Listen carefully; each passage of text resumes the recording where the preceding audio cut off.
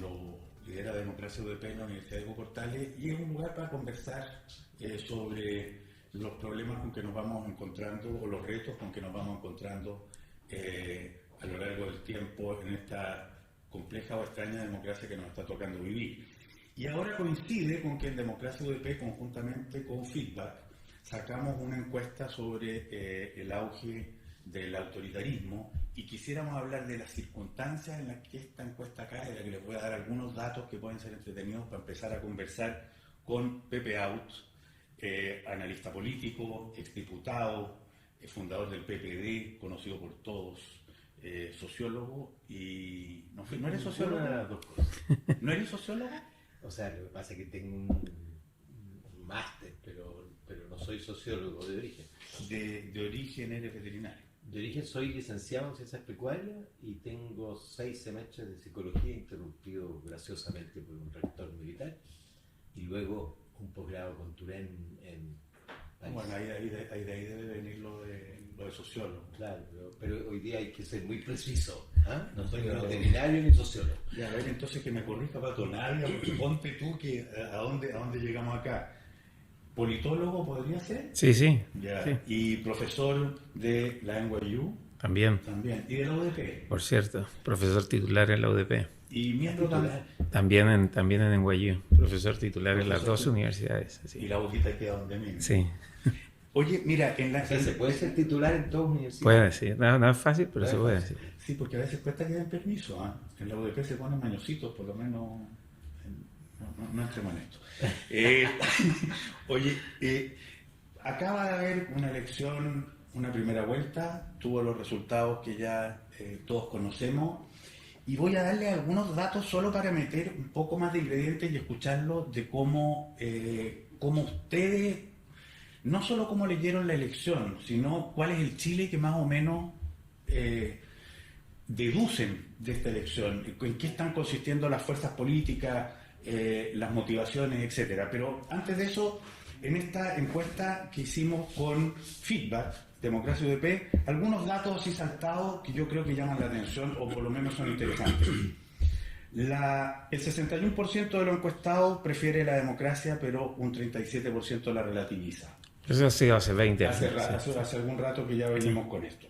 Un 57% siente insatisfacción o mucha insatisfacción con la democracia, y esto es transversal a espacios políticos, edades... La insatisfacción con la democracia se explica fundamentalmente por los resultados económicos. Eso lo vemos en todos los países de América Latina.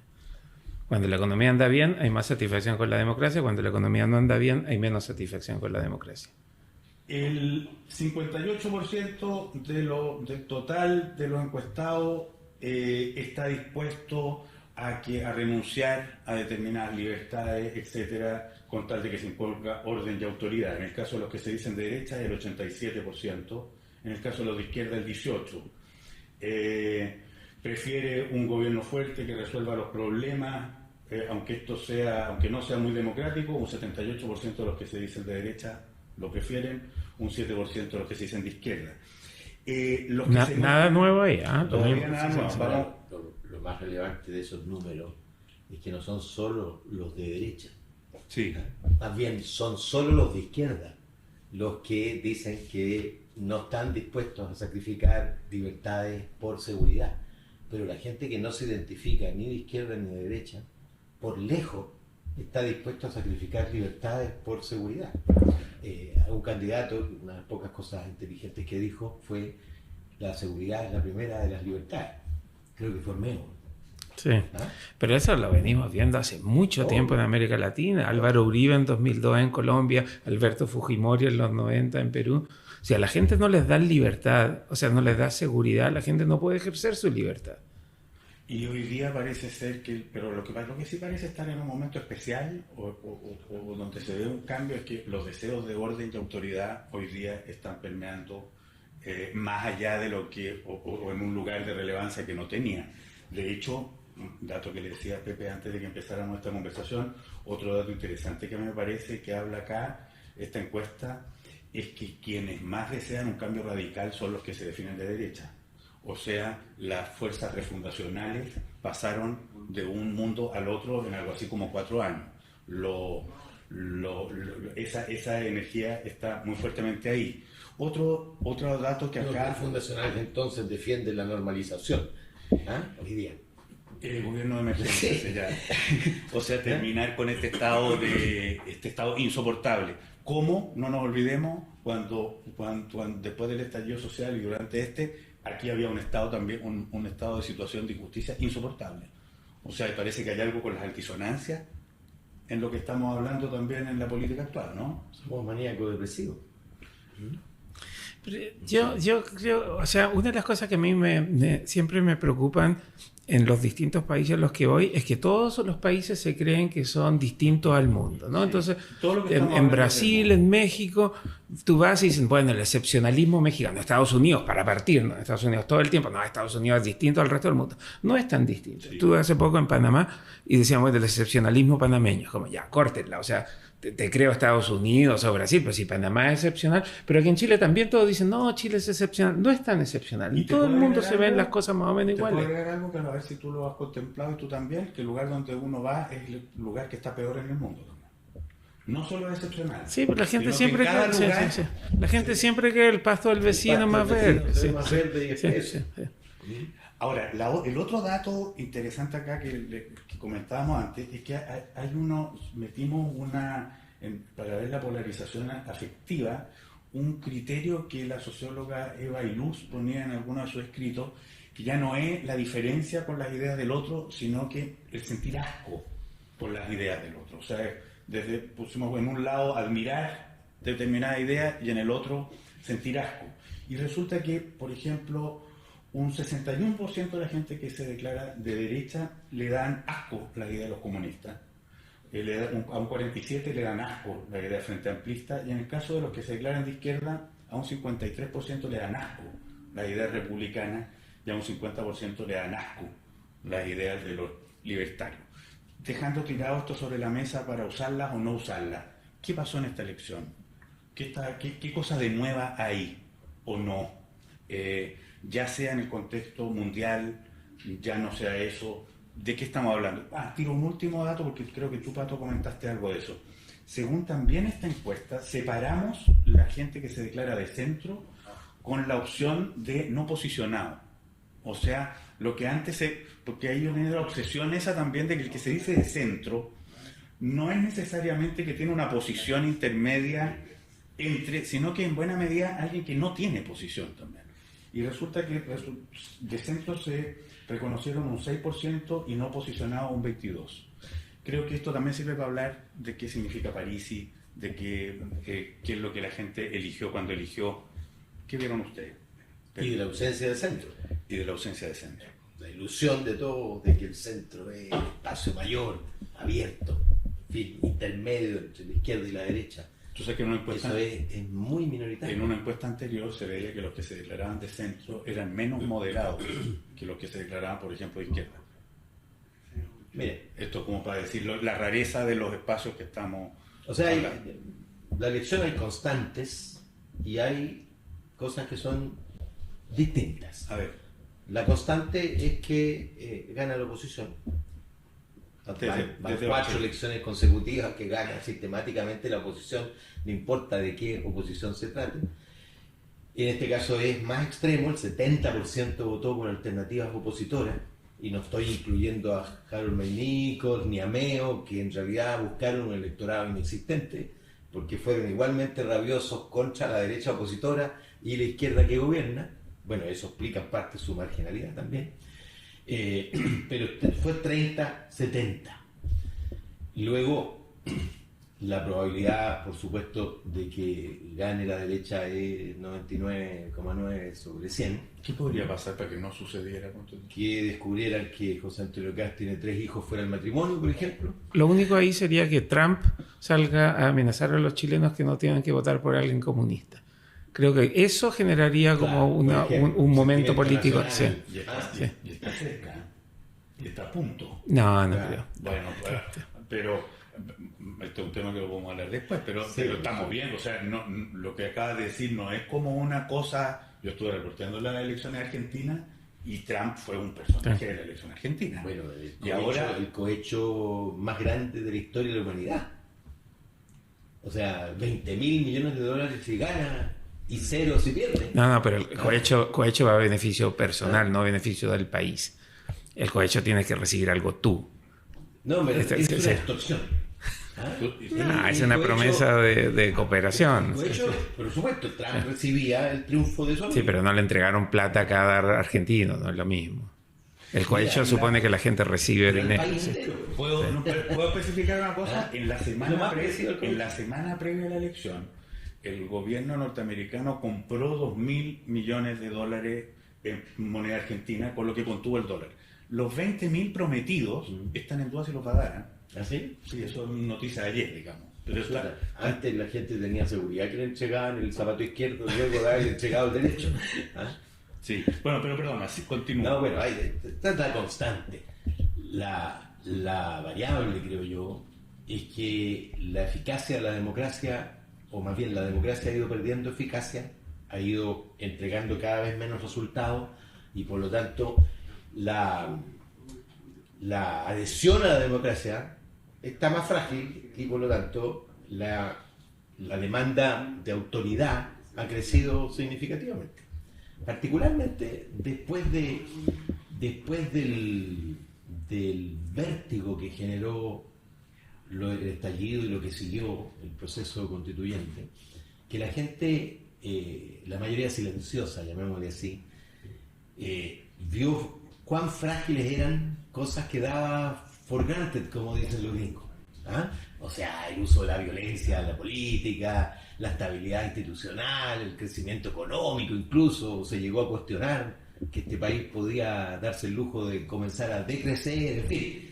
Y eso generó una movilización, diría yo, caracterízalo como quieras, conservadora, ¿ah? Más bien demandadora de orden. Oye, yo tuve hasta la sensación que había habido como una especie de efecto inconsciente que resucitó en las cabezas, resucitó o hizo nacer en las cabezas de algunos que ni siquiera lo habían conocido, la UP. O sea, la idea de que a algunos el golpe de Estado les pareció como eran de cosas así. Y por eso es que el fantasma de Pinochet. Pero, o sea, piensa tú, ¿por qué cayó Piñera al fondo del 7%, 6% de respaldo? Porque juró defender la Constitución y no lo hizo. Parte de su electorado, casi todo, le pedía sacar a los militares y responder a la violencia con autoridad. Al mismo tiempo que un 80% quería proceso constituyente. Exacto. Sí, porque le prometieron que el proceso constituyente era una píldora mágica que le iba a solucionar sus problemas. Y no era una píldora mágica, nunca lo fue, no funcionó en ninguna parte y creo que ahí la intelectualidad chilena, en particular la intelectualidad de izquierda, se embriagó con el proceso constituyente y no fueron capaces de decir, miremos lo que pasó en América Latina, ningún proceso constituyente funcionó. Ahora, el proceso constituyente era un sucedáneo. Sí, era una píldora mágica. Pero alto. El proceso constituyente en Chile llevaba una historia larga. Este proceso constituyente. Y la gente recién había votado en contra, con Piñera. Michelle Bachelet acababa, digamos, un poco año antes de poner al centro de su gobierno. De acuerdo, y el 2017 en la campaña... lo hizo al final. Lo hizo al final cuando ya no tenía destino, porque si hubiera sido el centro, lo habría hecho al comienzo y lo habría llevado a término. Empezó el año 2015 con unos diálogos que no llevaban a nada. Pero el proyecto constitucional entró en ¿cuándo? ¿En diciembre? Sí. No, en marzo. Lo presentó 4 días antes de irse. El proyecto constitucional no valió nada y de hecho nunca existió, nadie lo conoció, entró derecho del Peta Fernández a un cajón y desapareció. El proceso de participación fue otra cosa. Y ahí participaron más de 200.000 personas. De acuerdo, y el 2017, en la elección, Piñera abiertamente dijo, yo voy por cambios en la Constitución, no por una nueva Constitución, y ganó una mayoría. Entonces, el 2017, los chilenos tuvieron la oportunidad de decir, votemos por Guillé, que quiere impulsar el proceso constituyente, o por Piñera, que no quiere, y votaron por Piñera. Sí, como se venía en esta seguidilla. De acuerdo, pero tenías en la papeleta a un candidato que decía no a una nueva constitución y a uno que decía sí. Y ganó el que decía no. Y después ganó el que decía sí. No, ganó el que... Ganó con Boric y la gente lo rechazó. 2 veces votaron por la constitución de Pinochet. Pero por eso, Pato, lo que estamos hablando es que de gustos por rechazar hay para todos. Sí, pero yo creo que la demanda de nueva constitución es una demanda completamente elitaria. Sí. No es una demanda popular. La gente quiere que le solucionen sus problemas. Social además nunca estuvo. ¿Nunca estuvo? No, estuvo en el 2011. Sí, claro. En la marcha estudiantil. En el estallido social nunca estuvo. Sí, fue como un conejo sacado del sombrero de la élite política, Pero en lugar de hacer las reformas que demandaba la gente. Pero había otra manera de leerlo. Yo sería hipócrita si no dijera esto. Como idea, había algo que la movía, que era ante la deslegitimación de todo ese mundo político que no controlaba el estallido social. Acuérdense que el estallido social era en contra de todos ellos. Sí. Transversalmente. Cosa que no entendieron. Buena parte de y que una de las calamidades de esto es la lectura completamente idiota que hizo la izquierda de esto, con lo que le regaló, dicho sea de paso, a la derecha un arma enorme. Pero bueno, yo también lo vi un poco como una acción de Pilatos, digamos, así como nosotros no damos abasto para responder, pónganse de acuerdo. Y tan así como para solventar esto que estoy diciendo, tan así, por lo menos yo lo veo, que esa votación, entonces, todo esto fue un desastre, sabemos, no es el asunto que estamos hablando, que votaron porque no participara el Parlamento. Y en la votación de los 155 constituyentes, 103 éramos independientes. Por lo tanto, se votó hacer algo en contra y desligado de eso. La historia ha demostrado con creces cómo esta Wi-Fi no funciona, no se consigue, bueno, y las dificultades que tiene. Ese es otro capítulo. Pero en ese momento no era insensato. Era profundamente insensato. Sabemos de las ciencias sociales que las democracias sin sistemas de partidos no funcionan. Lo sabemos. Entonces, que la propia élite política diga, sí, vamos a hacer una democracia sin partidos, es un acto de irresponsabilidad, de capitulación, sí. Pero aquí hay una pregunta, nos estamos yendo más arriba y más lejos pero interesante. No, yo creo que tiene que ver, exactamente sí, es eso lo que pasó. Pero mira, una pregunta respecto a lo que tú estás diciendo.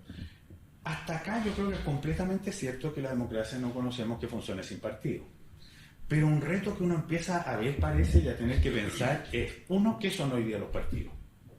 No son lo de antes, porque los partidos no tienen la representatividad que tampoco la tenían antes. O sea, mira las encuestas que hizo Eduardo Amuy en Chile antes del 73.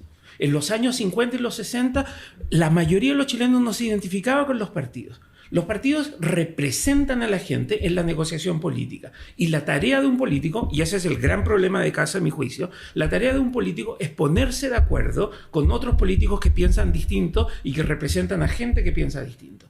Entonces, esta idea de que los políticos llegan a decir yo voy a imponer mi voluntad es la renuncia a hacer política. Los políticos lo que tienen que hacer es ponerse de acuerdo con otra gente que está al frente que no piensa como tú. Y en la medida que se pongan de acuerdo, son exitosos. ¿Y representan a gente esos políticos que se ponen de acuerdo con otros? Representan a gente que votó por ellos para que se pongan de acuerdo. La gente está enojada y es un montón de cosas. ¿Dónde están los partidos en la narración que estás dando? Pero esta idea de que los partidos, de que la gente se identifica con partidos y siempre se identifica, es falsa. La gente vota por los partidos cuando le conviene. O sea, fue en un momento excepcional de Chile, después de 17 años de dictadura, tuvimos cifras inéditas de identificación con partidos. Pero solo con la DC. El resto de los partidos en Chile siempre tuvo baja identificación. 40% con la DC. Pero mira los datos. 40% con la DC. Sí. Miramos los datos. Marcó 35% en un momento excepcional.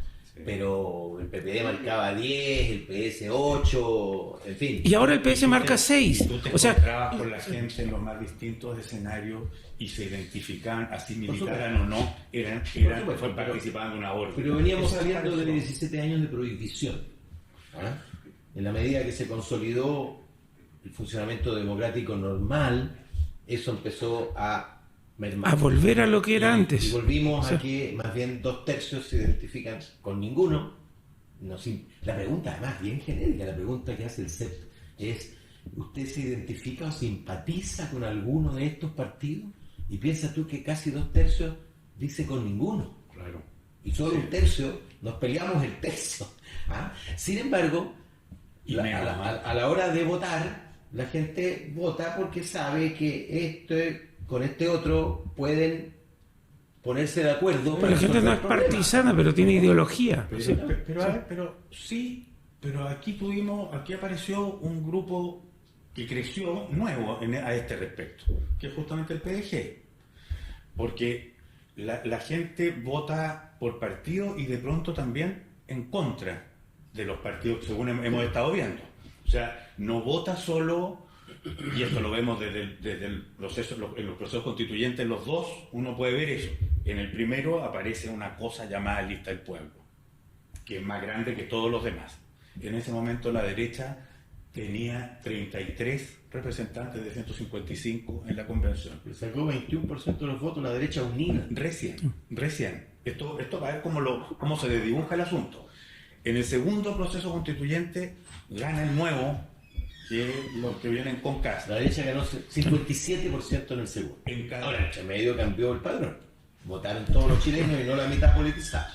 Ya. Y en lo que tenemos ahora aparece un grupo nuevo, el PDG. Ale Matus, tú podrías pasar aquí, sentarte, pasar, nomás tomar asiento. Simplemente. Sin besar, ¿o sí? Si me un rito tan saludable. La señorita Alemán, muy bienvenida. Oye. Periodista, escritora, profesora también de la UDP. Te ponemos al tanto, ¿eh? Ya. Se está discutiendo. Y el Pato Nave dice que aquí nunca en Chile la gente se ha reconocido particularmente con partidos políticos, más o menos, salvo con la democracia cristiana en un momento eso. Y estábamos viendo cómo en los últimos tiempos, si la gente se identifica o no, cuánto a favor, cuánto en contra, en fin, ya aparece en esto el PDG. Ya, esto más o menos es donde está. Y yo te iba a decir que ya no es nuevo. Porque estuvo claro. Primero porque existió el PDG. Eligió 6 diputados y se autodisolvió. Sí, pero no son los mismos votos. No son los mismos votos. O sea, porque no son los mismos votantes. Sí. Pero pensemos lo siguiente. Parisi sacó en su primera incursión 10% en 2013, 10,1%. En su segunda incursión, desde Estados Unidos, además, de manera virtual, derrotó a Chile Vamos, sacando 12,8% de los votos. Y ahora se benefició de la incorporación de 6,5 millones de votantes nuevos que no votan según un marco de referencia ideológica ni tampoco un posicionamiento en el eje izquierda-derecha. La verdad es que no es, a mi juicio, no es un fenómeno nuevo propiamente tal. Bueno, es nuevo para las encuestas. No, tampoco. Sí. Las encuestas de intención de voto. Claro. Pero las encuestas de intención de voto les cuesta mucho capturar a un montón de votantes que no se deciden sino hasta el final. Pero los votantes de París los conocemos súper bien. Los votantes de París es gente que les gusta el modelo, quieren ser parte del modelo y creen que esta élite corrupta no los deja ser parte del modelo y no respetan las reglas del juego. Entonces esta gente dice, yo quiero jugar y esta élite corrupta no me deja. Ya, pero ¿por qué las encuestas no lo Las encuestas lo capturan súper bien. Las de intención de voto no. Porque las encuestas de intención de voto tienen un problema de que le están preguntando a la gente cuando la gente todavía no se decide. Pero las encuestas hace 20 años nos vienen diciendo en Chile que hay un porcentaje alto de chilenos que están descontentos con la élite y que les gusta el modelo. Pero no sé cómo se llama el grupo que reúne a todas las encuestas, sacaron un estudio y una explicación de por qué la encuesta no había registrado esto y en qué consistía el problema que estaban teniendo las encuestas. Lo dijeron los encuestadores. Yo creo que... Pues entonces... No, pero estamos confundiendo dos cosas acá. Las encuestas que se le hacen a todos los chilenos y las encuestas de intención de voto. Las encuestas que se le hacen a todos los chilenos, Bicentenario, la del CEP, todas estas encuestas, las del PNUD, que las vienen haciendo desde el año 98, hace rato que nos vienen diciendo, o sea, el gran texto del año 98 de la modernidad del PNUD, se me olvidó ahora el alemán que estaba en el PNUD, el gran sociólogo, nos dice exactamente lo mismo, que a los chilenos les gusta el modelo, pero creen que el modelo no funciona bien para ellos. Pero no vieron a Parisi. El electorado potencial está visto, como dices tú. Pero ¿a quién iba a preferir ese electorado potencial? Estaba menos visto. Ahora, primero, porque las encuestas tienen un problema básico de incorporar a la gente que menos le interesa la política, que es justamente esa gente y la que no contesta. Por supuesto, porque piensa tú, Cadem cuando llama, hace 10.000 llamadas. Pero a ver, es que además no están llamando las encuestas de panel, entiendo que se hacen por email. La gente voluntariamente se inscribe. Claro, o sea, tiene un poquito sesgado, claro. O sea, mientras más complejo el cuestionario, menos representado está ese subsector. Por eso que le daba 4,5 a Mayol y sacó 19,71. Pero, y Cadem llama por teléfono. Sí. Y para tener uno que responda llama a 10. Y entonces tú sacas conclusiones por ese uno como si fuera representativo de los 10. Con 700 casos. Sí, pero no es tanto el número. Si tú llamaras pero es que es también el número. O sea, 700, si fuera llamar a 10.000 para tener. Claro. Pero si fuera tan efectivo, porque no es solamente el error de no haber visto a Parisi, no vieron a Beatriz Sánchez, a Parisi anterior tampoco. Entonces, hay un problema con la realización de las encuestas. Está bien que será por intención de voto y no procesos más complejos, pero los procesos más complejos, la CEP que salió hace poco, que tampoco me parece que venía ninguna advertencia de que hay un segmento de la población que se puede identificar de esta manera y que tiene estas preferencias, o que no sea la preferencia electoral. Están reconociendo ellos. Esto era lo que estaba tratando de mencionar, era de ellos. Es la dificultad de representar al elector menos politizado. En su intención de voto, pero no en sus valores y principios. O sea, Norbert Lechner desde el 98, sabemos que esta gente está molesta con la élite y les gusta el modelo. Entonces, eso lo sabemos hace mucho rato. Ahora, ¿cómo se manifiesta electoralmente? Efectivamente es un problema y la encuesta no lo hacen bien. Pero la encuesta que hizo la UDP, con feedback, captura también, y las que vienen haciendo la UDP capturan que hay un montón de gente que les gusta el modelo, pero está descontenta con la élite. Igual yo creo que se ha exagerado con esto de las encuestas y Parisi. Porque las últimas encuestas le daban a Parisi 14, disputando mano a mano con Matei. Pero quinto lugar. No, peleando, digamos. Yo por lo menos había dado a Matei debajo de. Yo siempre pensé que Matei iba a salir quinta. Debajo de Parisi. Pero debajo de Kaiser. O sea, en otro orden arriba de. Pero ¿qué pasó? A mi juicio, que Kaiser hizo lo inexplicable en la recta final de su campaña. Cuando un candidato ha ganado una posición en su sector, lo que hace es ir a por más y a transversalizar su discurso. Y Kaiser hizo todo lo contrario. Y Kaiser y Parisi compartían electorado y ahuyentó a ese electorado antisistema, pero que no se compra ni el pinochetismo popular ni el conservadurismo ultramontano que él representó al final. Y entonces por eso nadie ha puesto el énfasis en que Kaiser sacó 3 a 4 puntos menos de lo que le acreditaban las encuestas. Y el otro sacó 5 puntos más de lo que le acreditaban. Los chilenos se sentían que no eran ni fachos ni comunachos. Claro. Y eso caló, y yo creo que le absorbió el electorado que estaba orientado a votar por Kaiser, pero no por un facho, no por un pinochetista. Bueno, pero en eso la encuesta UDP, que ¿puedo hacer un disclosure? Sí.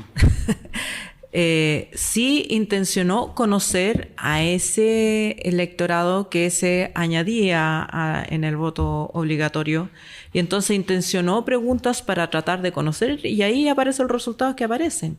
Pero no todas las encuestas, a mí me parece que las encuestas en algún momento dijeron, bueno, es imposible conocer esos 5 millones, conformémonos con los que responden siempre. ¿Sabía otro dato de eso? Es que para añadirle al que tú dices de lo no politizado, es que este dato es más caro. Porque por supuesto, dato está en los sectores más pobres, claro. Porque este dato está más lejos.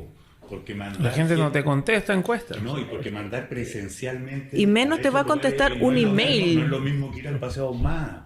Entonces, porque esta efectivamente es una información que la tenéis que ir a buscar. Y la tenéis como que digamos, agenciar. No llega y no hacerla directo, porque esa es la otra. Porque tú no le preguntas directamente por quién va a votar. No, le preguntas por sus valores y le preguntas por los valores. Y ahí aparece lo que dices tú. Hay otro dato que me resulta también inquietante e interesante, que creo que lo estamos viendo. Tampoco es chileno, pero lo estamos viendo acá. Y a varios de ustedes les puede interesar el problema. no solo en lo mal que está la izquierda, en términos de ya la votación que sacó, que es una cosa que invierte todo lo conocido en la historia centenaria de Chile. O sea, en el último siglo y tanto, aquí en Chile han habido 2 presidentes de derecha elegidos democráticamente, Jorge Alessandri y Sebastián Piñera. Y sabemos, basta hacer una mirada muy rápida para ver que centro e izquierda fueron los 2/3 que más o menos, y hoy día, según toda la encuesta, esta misma que hicimos nosotros, aparece con en torno a un 30 de izquierda y centro izquierda, que yo ya, bueno, ese va a ser parte de la pregunta, ni sé lo que significa, y 40 derecha o centro derecha. Pero la pregunta del tema que les quería plantear es que esa izquierda o la izquierda aparece no solo muy, muy bajamente representada, sino que aparece como desperfilada, ¿no? ¿Por qué lo digo? En esta elección no existió la colectividad, y tiene una candidata comunista por la izquierda. No se ven los temas de algún proyecto o algo que se parezca a una idea de sociedad, no está eso en el tapete. ¿Qué le queda a la izquierda por delante? ¿De qué se podría agarrar? ¿Cómo ven ustedes? Administrar con sentido social el modelo de la dictadura, que es lo que hizo bien cuando lo hizo. Porque, perdona, para terminar en este sentido, la derecha, por su movimiento intrínseco, su manera de ser, es pragmática. O sea, se adapta a lo que hay, eso es muy propio del capitalismo.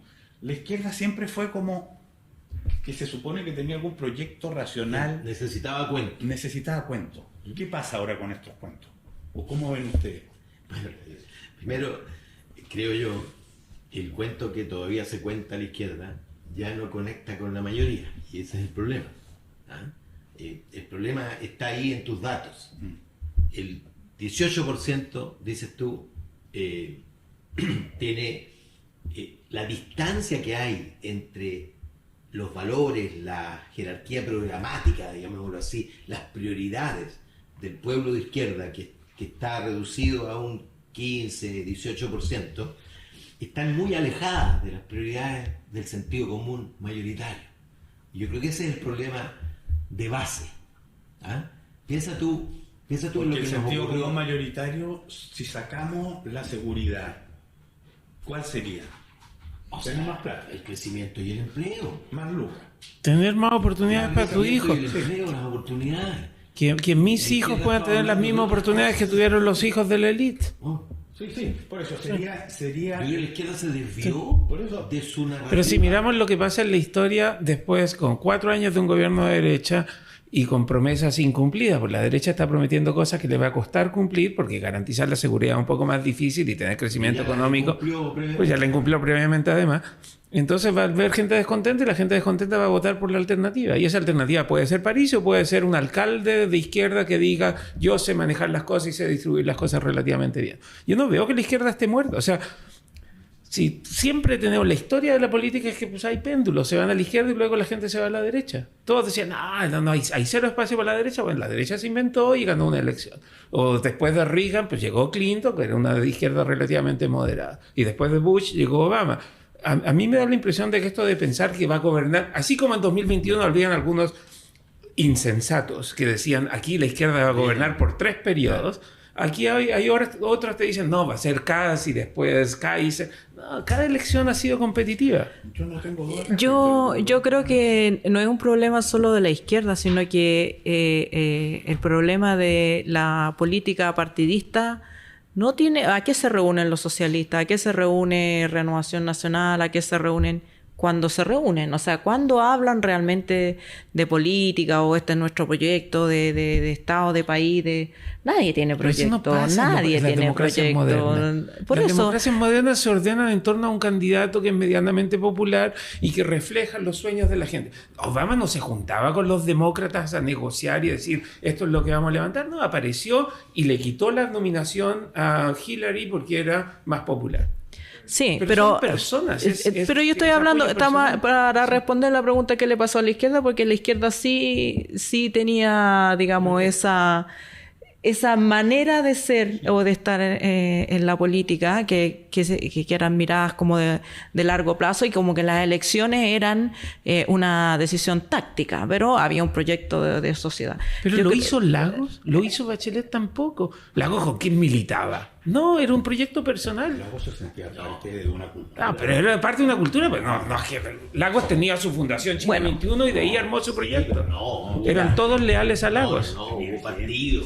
Sí. Lo que estamos asistiendo, a mi juicio, es al debilitamiento progresivo de los partidos políticos que no logran adaptarse a las exigencias de la sociedad moderna. Bueno, entonces para terminar mi punto... Estáis construyendo un pasado mítico. Y si ves el estudio de Arturo Valenzuela sobre cómo funcionaban los partidos en el Chile pre-73, Political Brokers en Chile, que se pasó un año estudiando en Concepción cómo funcionaban los regidores y los diputados, la conclusión de ese texto del año 78 es que los partidos eran puros partidos clientelistas. Sí, entonces esta idea de que habían partidos es una construcción mítica que no existió. Uno la vivió. ¿Dónde? Aquí, uno la conoció. O sea, no te estoy hablando de un imaginario. Uno conoció algo que hoy día no está. Entonces, sigamos con esa... Bueno, pero ¿para dónde iba yo?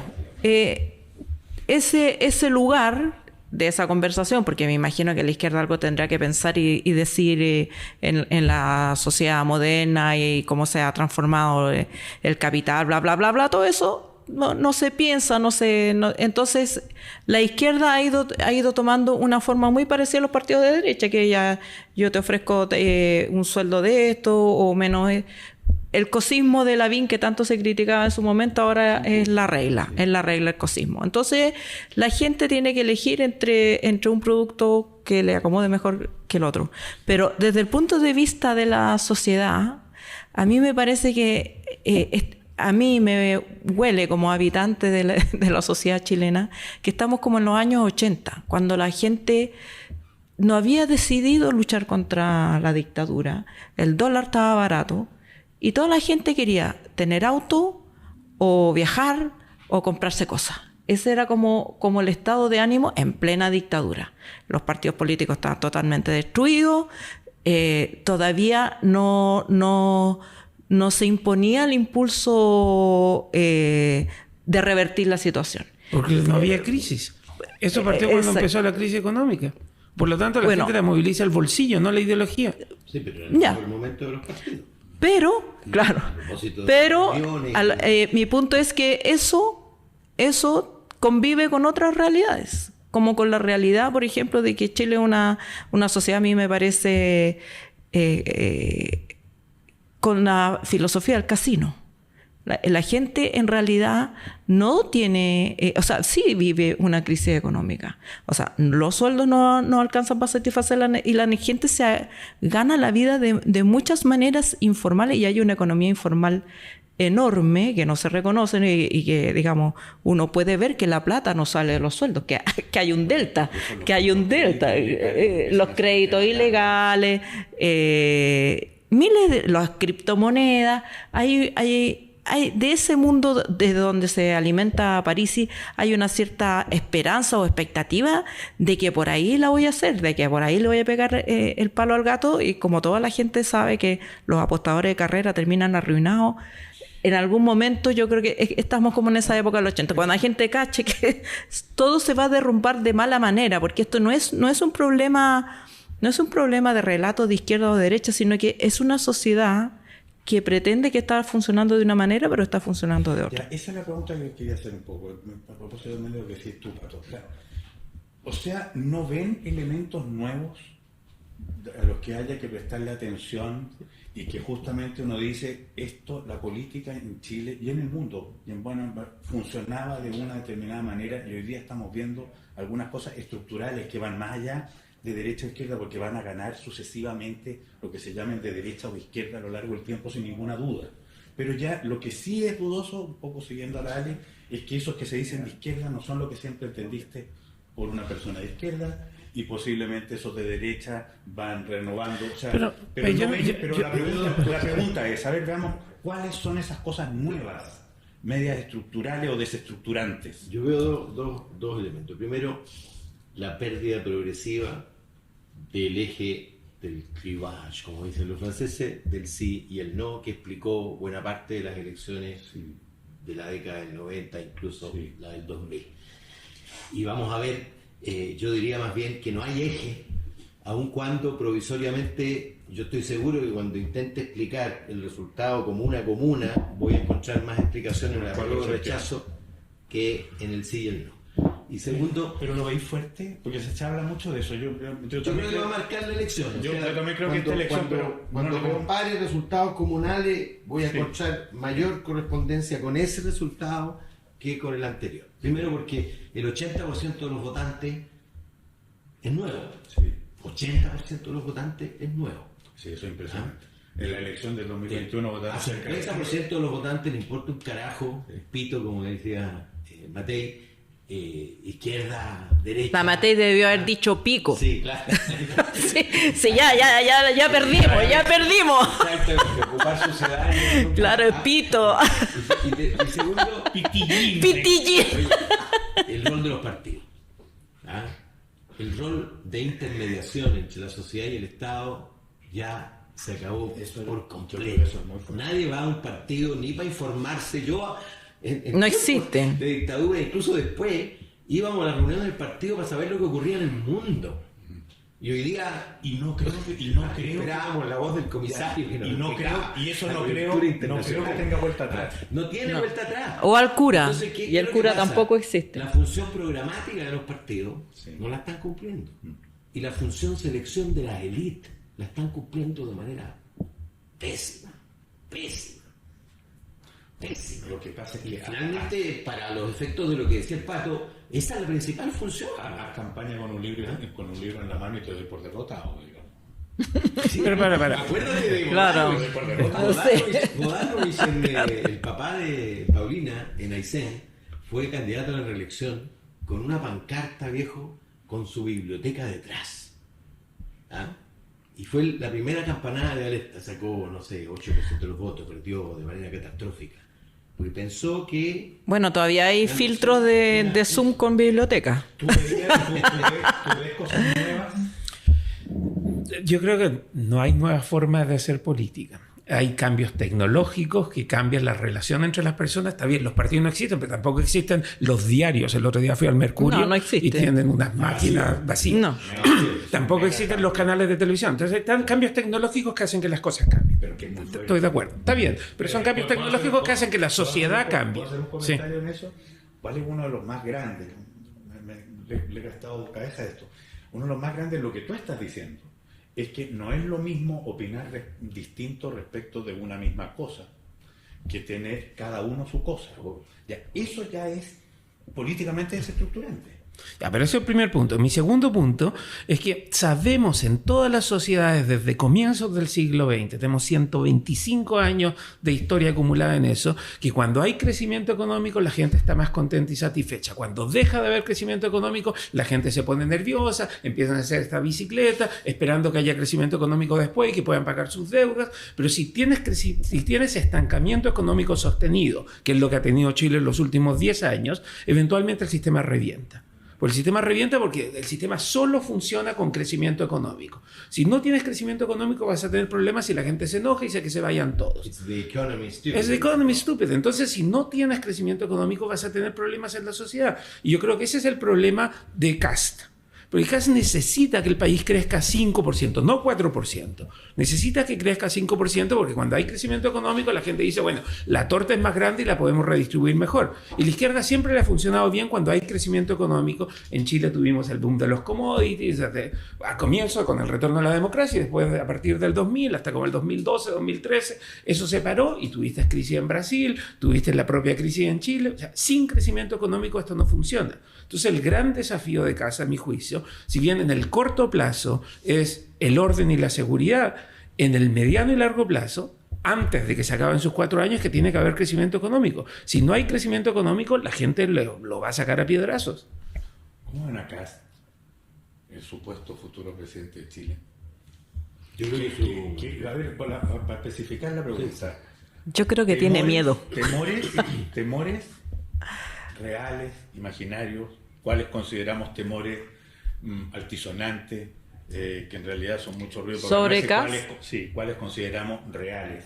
Y segundo, dificultades y posibilidades. O sea, lo que tú estás diciendo, por ejemplo, el generar crecimiento y que aquí haya plata, para ponerlo en español, digamos, que todos tengan más plata, es algo que en términos de expectativa lo detona en el acto. O sea, pareciera ser que con él ciertamente va a haber más plata. Antes incluso del cambio. No, por eso. Cambiando de manera radical. Claro. Bueno, la bolsa está muy optimista. No, pero la CEP lo muestra con claridad. Correcto. El optimismo creció considerablemente cuando se acerca el cambio político. Pero eso pasó en cada año electoral desde el... Sí. Y el temor de no pocos, y no estamos hablando no pocos, no feriantes, sino que capitalistas, digamos, es si va a ser capaz o no de orquestar la gobernabilidad que lleva adelante esa expectativa que ya está detonada. Pero el crecimiento económico es lo que más gobernabilidad te da. Si hay crecimiento económico, la gobernabilidad cae de cajón porque nadie protesta contra gobiernos que están creciendo. También la gobernabilidad es la que lo consigue, pero a ver cómo... ¿Pero crecimiento de qué, Pato? Porque... Empleo, que la gente tenga sí, trabajo. porque las fuentes de empleo de la economía chilena están como estancados. Por eso te estoy diciendo que el desafío del tendría que cambiar. No es la bolsa, Sí, es el crecimiento económico. Necesitas que la gente invierta para generar empleo. ¿Cómo? ¿Por qué? ¿Cómo lo consigue? Digamos? Porque la gente invierte cuando tienes oportunidad de que el retorno sea alto. O sea, si yo creo que voy a recibir un retorno de 10% invirtiendo en la bolsa de Estados Unidos, invierto en la bolsa de Estados Unidos, no dejo mi plata en Chile. Si creo que en Chile hay oportunidades de empleo, hay oportunidades de crecimiento, que voy a tener retornos altos, que voy a poder ganar plata haciendo cosas, armando un edificio, construyendo un edificio, para poder arrendarlo, lo voy a hacer. ¿Tú crees que va a pasar? Mira, yo creo que se va a jugar el gobierno en el primer año, pero una cosa son los cambios reales y otros son los cambios de percepción. Y los cambios de percepción son tanto o más importantes que los reales. El problema que tiene, por ejemplo, este gobierno con la seguridad, que ha hecho mucho, Sí. va a pasar la historia como el gobierno que más... Porque canta el que nos salta es Paco. Obvio, pero el problema es ese. Claro. El problema es que no pueden cacarearlo porque no están orgullosos de eso. Que son otras las cosas que les reportaban éxito. Incluso algunos votaban en contra.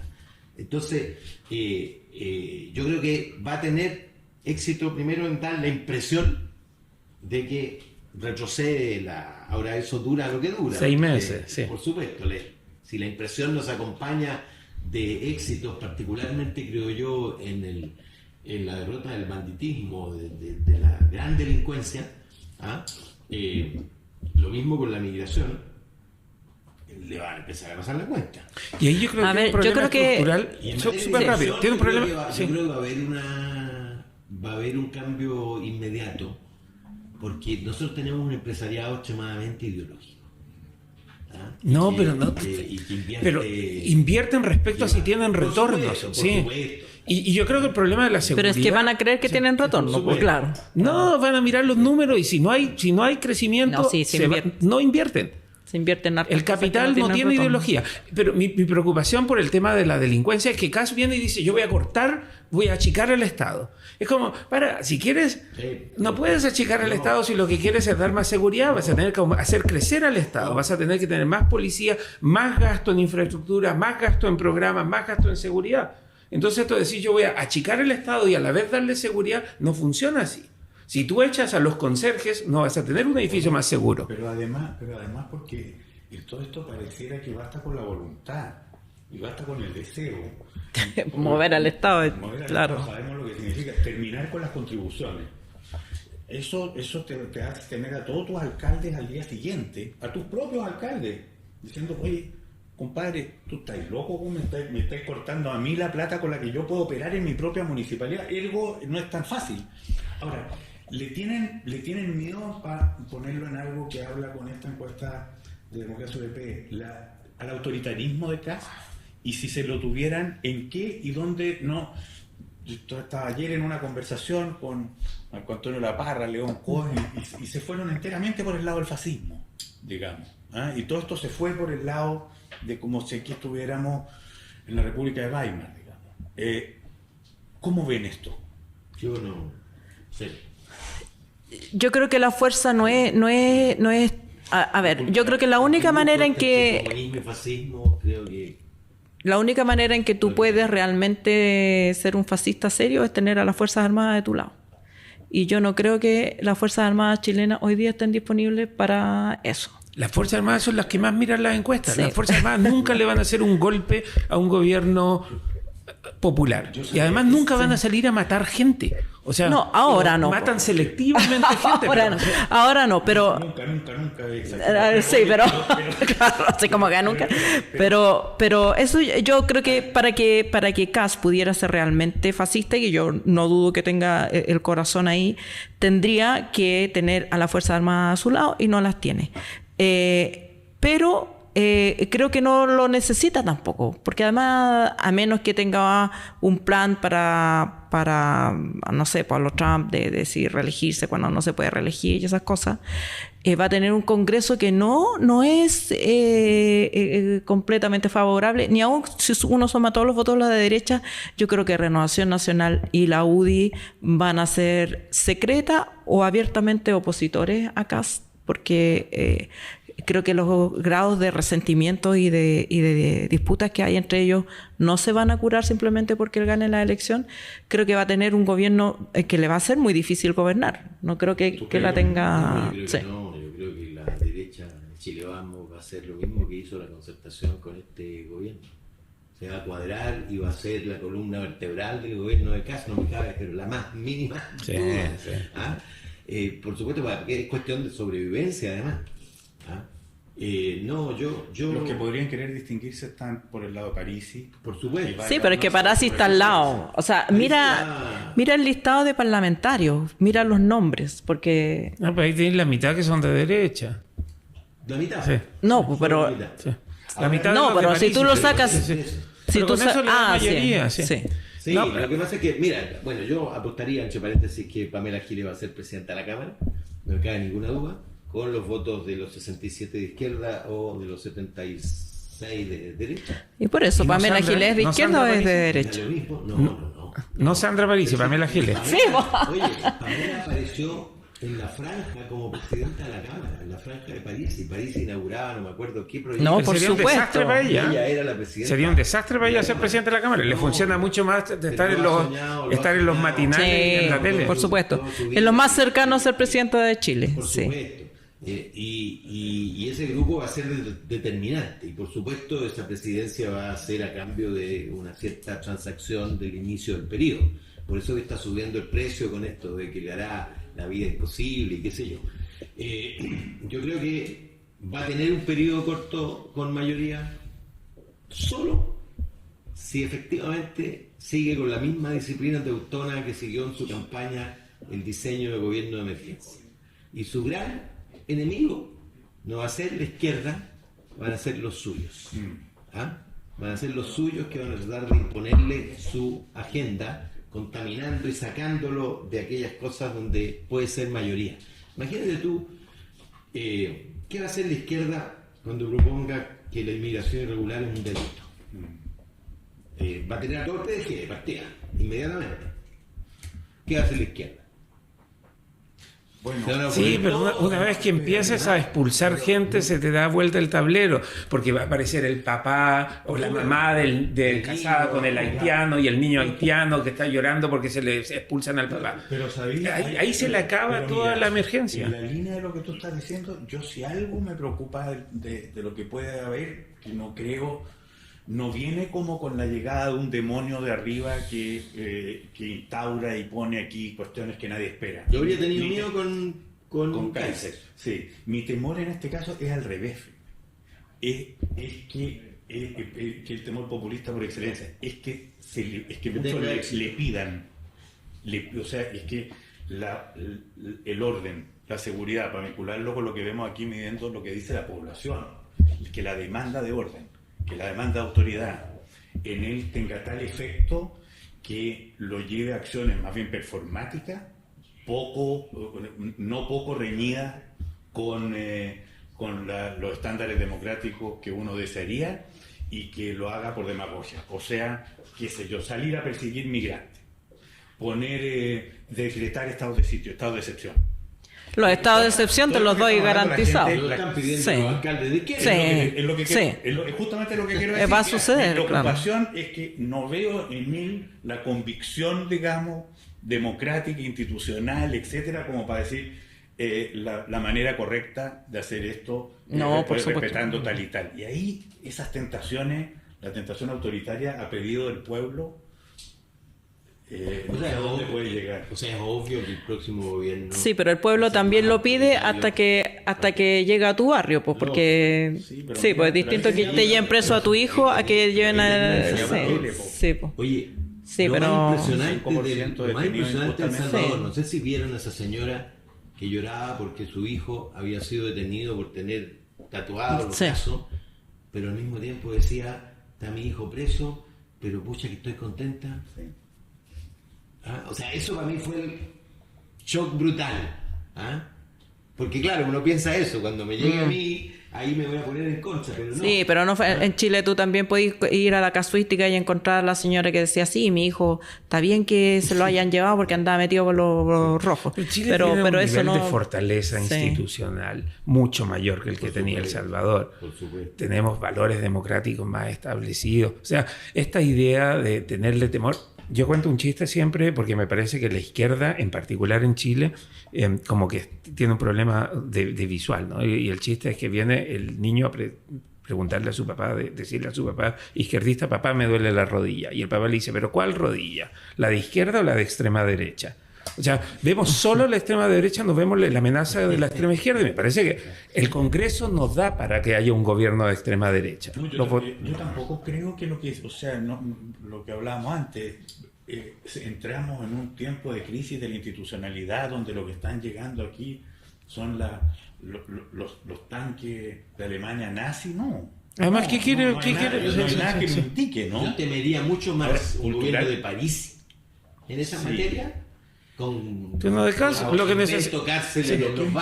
que necesita acá es darle residencia a todos los venezolanos de bien que hay en este país que van a votar por la derecha y van a convencer a un montón de otra gente a votar por la derecha.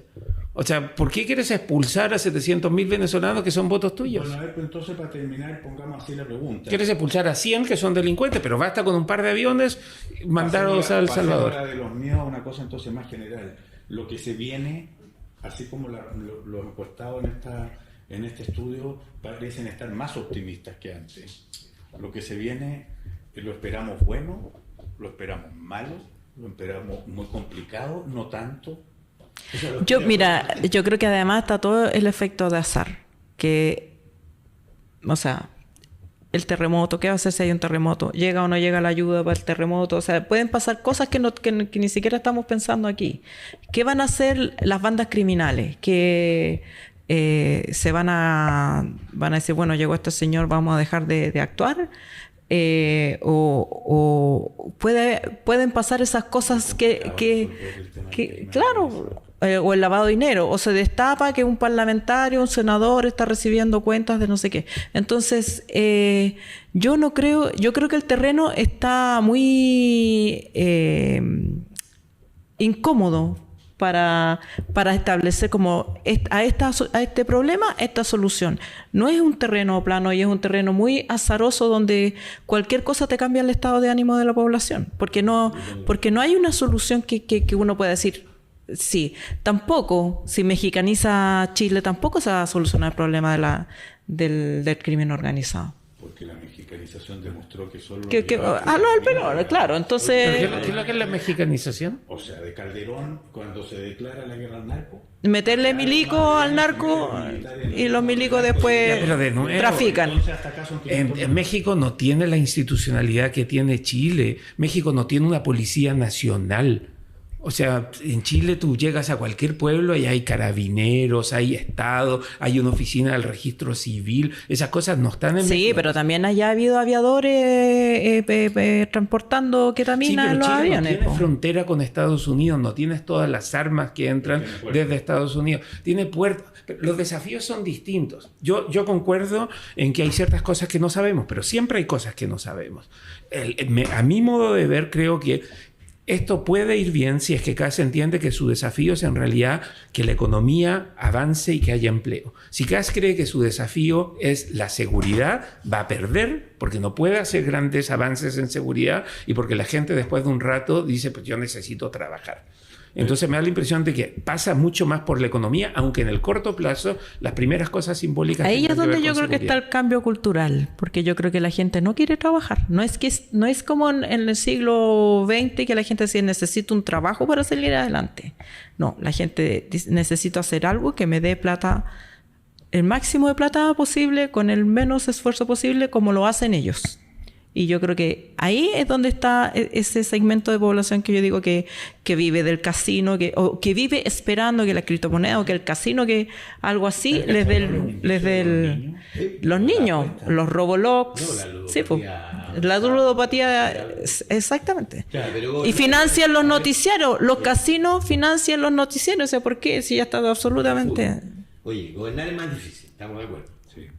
Y no va a ser menos difícil que el anterior. Cada gobierno le va a ser más difícil gobernar.